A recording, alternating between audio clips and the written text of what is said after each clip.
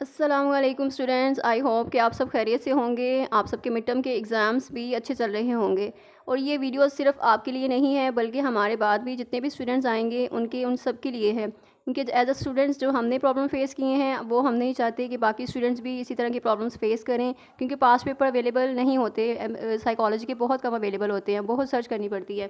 तो ये चैनल का पर्पज़ भी यही है, इस पर आपको फैसिलिटेट किया जाए और जितने स्टूडेंट्स हैं उनके साथ शेयर करें। साइकोलॉजी के स्टूडेंट्स हैं इस चैनल पे लाजमी हो वो, क्योंकि आपसे असाइनमेंट सॉल्यूशन शेयर किए जाते हैं, वो 100% एक्यूरेट होते हैं और जीडीपी सॉल्यूशन, क्विज सॉल्यूशन और शॉर्ट लेक्चर्स वगैरह आपकी डिमांड पे बनाए जाएंगे। So stay active. और आप ग्रुप ज्वाइन करना चाहते हैं साइकोलॉजी का, वो भी आपके स्टूडेंट्स के लिए ही बनाया गया है। So please join that group. Description में लिंक शेयर कर दिया गया है आपसे। पेपर चेक करते हैं। PSY 631 पेपर्स हैं ये कलेक्टिव। MCQ सिनेरियो बेस्ड थे सारे। Question number 1, test administration process जो कि एरर कॉज करते हैं बताने थे कोई से 3। And then second short question जो है वो याद नहीं है, चलें कोई बात नहीं।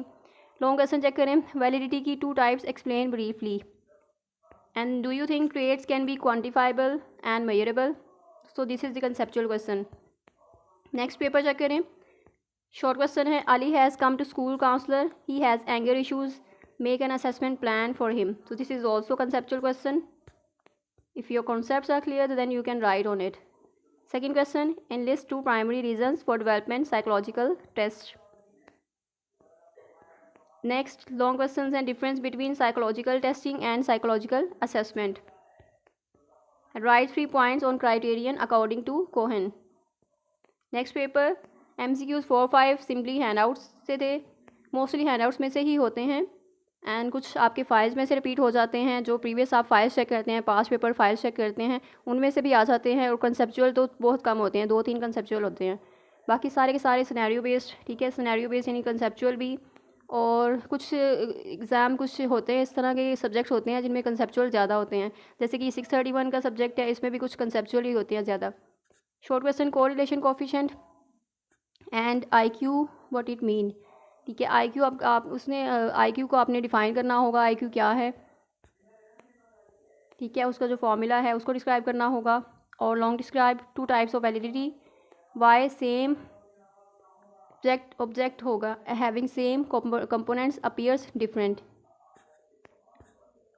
नेक्स्ट पेपर MCQ सारे कंसेप्चुअल थे। Selected response format with 2 self esteem example, 5 marks से क्वेश्चन है।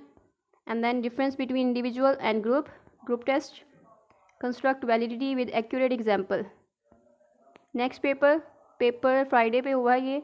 De Villiers 3 points for item writing, 3 marks. Central tendency is mean median mode, 3 marks. Check validity with a given scenario, 5 marks. Validity के बहुत question आ रहे हैं। Validity is very important topic. Story narration in which of the personality assessing techniques 631 sorry. Next paper objective, in 1887 the first psychological law was formulated by. तो ये objective है, कुछ इन्होंने MCQs जो है वो शेयर कर दिए हैं आपसे। SAT is an abbreviation of therapy dash therapy is helpful for students experiencing test anxiety.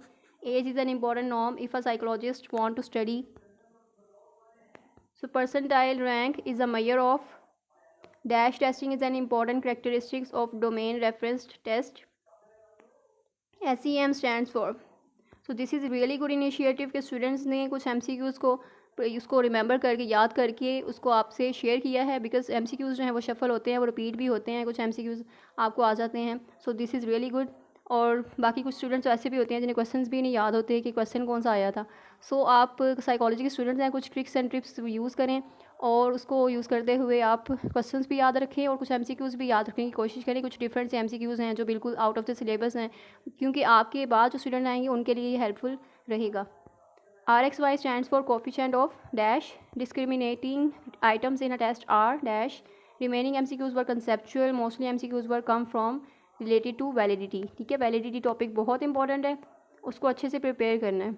Subjective, item discrimination index, domain reference and norm referenced. Scenario था, इनको जस्टिफाई करना था। Avoid double barrelled items and then item formats. तो ये जितने भी हमारे पास paper थे वो आपसे शेयर कर दिए गए हैं। सो हमारी कोशिश यही होती है कि आपसे सारे जो पास पेपर हैं वो शेयर किए जाएं, और जितने भी स्टूडेंट्स हैं अब जो स्टूडेंट्स हैं वो भी, उनकी तैयारी भी अच्छी हो, जो बाकी हमारे बाद आने वाले स्टूडेंट्स हैं उनकी भी अच्छी प्रिपरेशन हो जाए। सो बेसिकली पर्पज़ भी यही है, मोटिव भी यही है हमारा और इस चैनल का, कि आपसे जहाँ आपको असाइनमेंट सोल्यूशन नहीं प्रोवाइड मिलते कहीं से भी एक्यूरेट जो 100% सोल्यूशन प्रोवाइड करें, तो इसके लिए ये चैनल बनाया गया है। जैसे हमने प्रॉब्लम्स फेस की हैं वो हम नहीं चाहते कि वो बाकी स्टूडेंट्स भी इसी तरह फेस करें। तो साइकोलॉजी के जितने भी स्टूडेंट्स हैं उनकी जितनी भरपूर हेल्प की जाएगी, कोशिश की जाएगी, और असाइनमेंट शेयर करने की, जीडीबी सोल्यूशन और शॉर्ट लेक्चर्स वगैरह आपकी डिमांड पे बनाए जाएंगे। सो इस चैनल को सब्सक्राइब भी करना है आपने, बेल आइकन भी प्रेस करना है ताकि आपको अपडेट्स मिलती रहें। तो थैंक यू सो मच। अल्लाह हाफिज़।